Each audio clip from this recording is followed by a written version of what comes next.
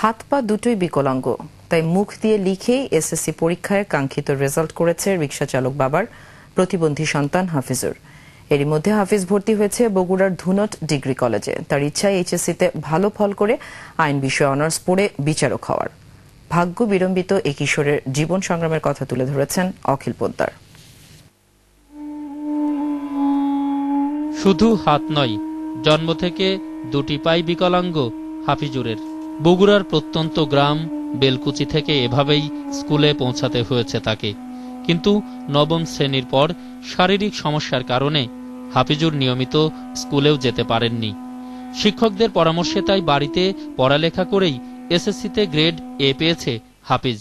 ভেবেছিলাম আমার পড়াশোনা ব্র্যাক পর্যন্তই, হয়তো প্রাথমিক শিক্ষাই আমার শেষ হয়ে যাবে। 6-এ ভর্তি হই, বাড়ি থেকেই পড়াশোনা করে শুধু পরীক্ষায় অ্যাটেন্ড করি। লেখাটা আমি ক্লাস 7 পর্যন্ত আমি পা দিয়ে লিখেছি। আমি 8 থেকে মুখ দিয়ে লিখি। দিনমজুর মা আর রিকশা চালক বাবার পক্ষে কোনো মতেই সম্ভব নয় তার পড়ালেখার খরচ চালানো। তো কোনো ঘর নেই, ছাগলের পাশে ওর মানে মাছার নিচে ছাগল থাকে আর মাছার উপরে ও থাকে। নিজে মানে খাতা পৃষ্ঠে উল্টে পারে না, বই উল্টে পারে না, আর একজনের সহযোগিতা নিতে হয়। মুখ দিয়ে খুব কষ্ট করে মুখ দিয়ে খাতার পেজ উল্টে সে মানে লেখে, এবং বইয়ের পেজ মুখ দিয়ে উল্টে সে মানে বই পড়ে। ইকো ইউএস এর আর্থিক সহযোগিতায় মুসলিম এইড ইউকে সহযোগিতা করেছে হাফিজকে।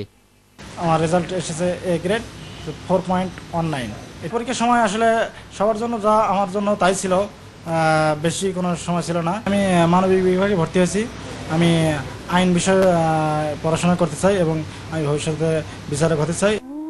তবে সব বাধা পেরিয়ে ভবিষ্যতে কাঙ্ক্ষিত লক্ষ্যে পৌঁছাতে চাই প্রতিবন্ধী হাফিজুর রহমান।